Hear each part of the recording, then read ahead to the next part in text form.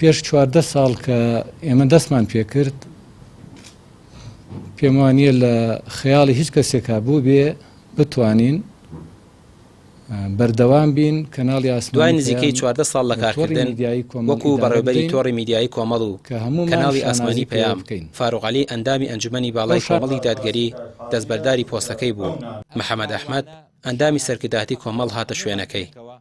دەستبەرداربوونی فاروق عەلی لە تۆڕی میدیایی کۆمەڵ لە چوارچەوەی جێبەجێکردنی بەرنامە و پلانەکانی کۆنگرەی چوارەمی کۆمەڵە و ئەو گۆڕانکاریانەیە کە کۆمەڵ لە ئۆرگانەکانیدا کردوێتی.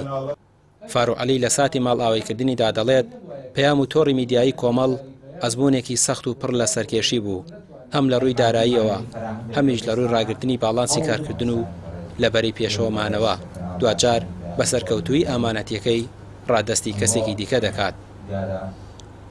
من خوا بە شاهێد دەگرم لە ماوەی 14 ساڵی ڕابردووە لەسەر نەفسی خۆم و لەسەر حەز و ئارەزوی خۆم بڕیارێکم دەرنەکردووە بە مکافەئەکردنی کارمەندێک یان بە سزادانی. نەفسی خۆمم نەکردوتە پێوەەر. خۆ ئەگەر سزا و سەرزەنشتی برایەکم کرد بێت لە پێناوی دروستکردنی بووە بەو ئەندازەی کەوە وەستایەک چەکوش لە بەردێک دەدا بۆ ئەوەی نەقاڕی کات و لە دیوارە جێگەی بێتەوە من بەو شێوازە سەرزەنشتی برایەکم کردووە ئەویش نەک لە ناو گروپ و لە ناو قەرەباڵخیار لەوانەیە نامی تایبەتیم بۆ نردوێ. هەر هەمووی وەکو کوڕی خۆم سیر کردووە ئەوانشیان گەورە بوون وەکو برای خۆم سیرم کردوون. هەوڵەدەین ئەم موئەسسەسەیە ئەوەی کە کراوە پارێزگاری لێ بکەین. محەممەد ئەحمەد ئەندامی سەرکردایەتی کۆمەڵ لە ئێستا بەدواوە درێژە بەو کاروانە دەدات کە فاروق عەلی ڕابەرایەتی دەکرد. بەڕێوەبەری نوێی تۆڕی میدیایی کۆمەڵ بەڵێن دەدات بە هەموو توانەکانیەوە هەنگاو بنێت بۆ سەرکەوتنی تۆڕی میدیایی کۆمەڵ و ئەو دیوارانە بەرزتر بکاتەوە کە پێشتر بنیان درابوون.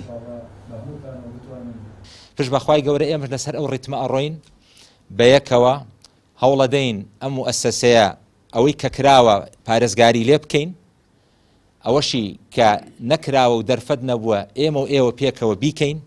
ئەگەر خوای گەورە پشتیوان بێت و پاشان توانای مادی و معنەوی فراهم بێ لەبەر دەستمانە هەوڵ بدەین یەک بە یەک ئەو دیوارانەی بنیان دراون ئێمە جوانتری کەین و بەرزتری بکەینەوە و باشتری بکەین و بەشی تری بۆ دروست بکەین و هەوڵ بدەین ئەم کاروانە بە شانازی و بە فەخرەوە هەمومان پێکەوە لە قۆناغێکی داهاتوو چۆن ئەمڕۆ ئێستا ئێمە لە حزوری ئێوە و دەستا و دەستی دەسەڵات من لەگەڵ کاک حاجی فاروقایی کەم بە دڵنیایی چەند ساڵێکی کەش زەمنێکی کەش منیشە بێ لەگەڵ برایەکی تر یا خوشکێکی عەزیزی ترە ئەم ئەمانەتە بسپێرم.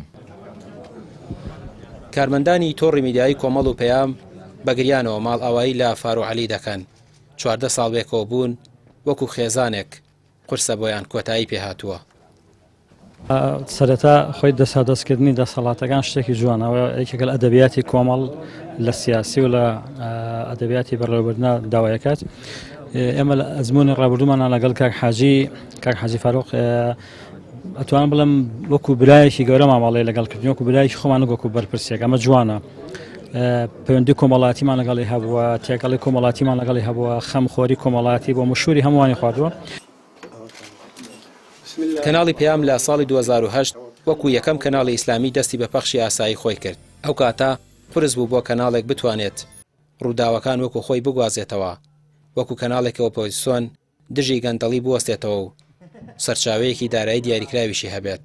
بەڵام پەیام بە هەوڵی بەڕێوەبەر و کارمەندانی توانیان هەموو هەنگاوە قورسەکان ببڕن و ئەوەی لێبەرهەم بێت کە ئێستا دەبیندرێت. ڕامیار عوسمان، کەناڵی پەیام، سلێمانی.